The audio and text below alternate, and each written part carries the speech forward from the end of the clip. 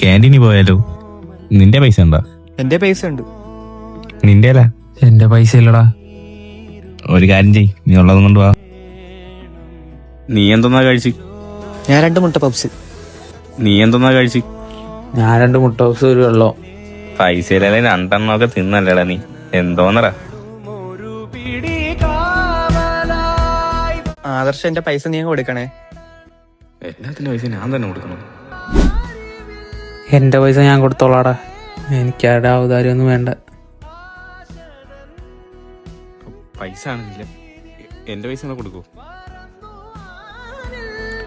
എനിക്കങ്ങനെ വേർതിരിവൊന്നുമില്ലടാ, ഞാൻ കൊടുത്തോളാം പൈസ. നീ പൈസ ഒന്നുമില്ലേ ഞാൻ പെട്ടു അതിനടാ. അതൊന്നും കുഴപ്പമില്ലടാ.